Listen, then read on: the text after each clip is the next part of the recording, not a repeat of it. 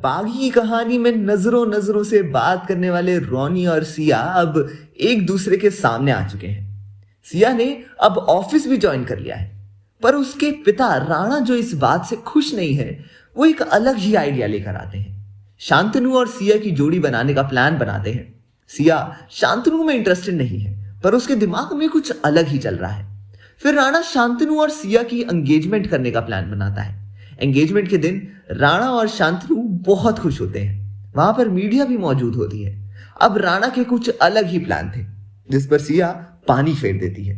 वो सबके सामने कह देती है कि मुझे ये सगाई नहीं करनी, जिससे राणा गुस्सा होकर कहता है, ये तुम क्या कह रही हो? दिमाग ठिकाने पर है? अपने पापा की नाक कटवा रही हो? सिया कहती है, मैं सही कह रही हूं पापा, सॉरी, आप तो मेरे पापा हैं ही नहीं। फिर आप किस हक से मुझे कह रहे हैं कि मुझे शांतनु से शादी करनी चाहिए? ये सुनते ही राणा शॉक हो जाता है और शांतनु के चेहरे के भी भाव बदल जाते हैं। राणा और शांतनु सिया को वहां से लेकर जाते हैं। राणा सिया को थप्पड़ मारने जाता है। तब सिया उसका हाथ पकड़ लेती है और कहती है, मेरे पापा को आपने मार दिया और अब मुखौटा पहनकर सबको गुमराह कर रहे हैं।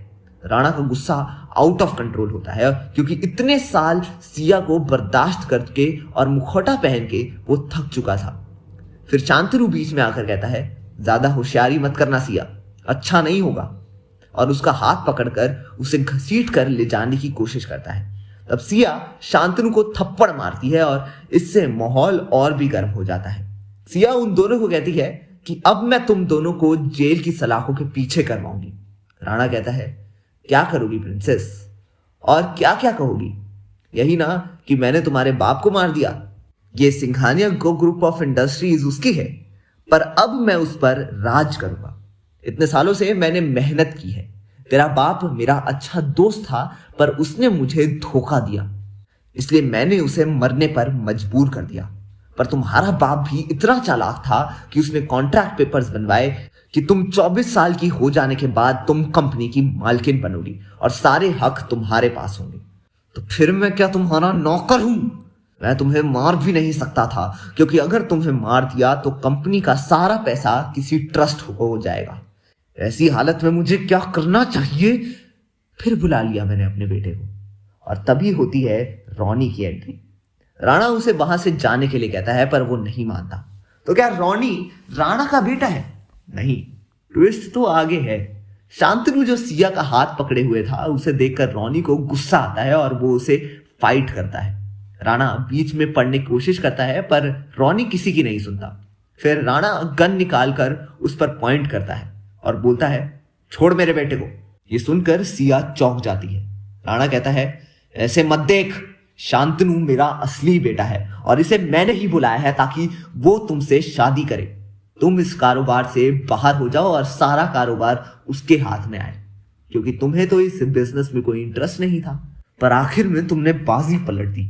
सिया कहती है, बाजी पलटती नहीं अगर रॉनी यहां पर नहीं आता। उसी ने मुझे सारी सच्चाई बता दी और उसे पता चला था कि मैं किसी जाल में फंस रही हूं। स्विट्जरलैंड में फरिश्ता बनकर मेरे सामने आया। रॉनी कहता है कि सॉरी सिया, मैंने तुम्हें नहीं बताया, पर जो चॉकलेट बॉक्स में लेकर आया था उस पर तुम्हारे फिंगरप्रिंट्स लेकर मैं चला गया था, ताकि वो फिंगरप्रिंट्स मुझे बैंक में इस्तेमाल करने थे और जानना था कि उस बैंक में कहां से पैसे आ रहे हैं।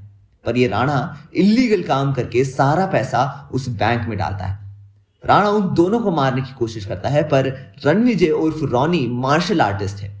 वो राणा और शांतनु की धुलाई करके अपने हाथ साफ कर लेता है और उसने पुलिस को तो पहले से ही बुला लिया था, इसलिए पुलिस भी वहां पहुंचती है।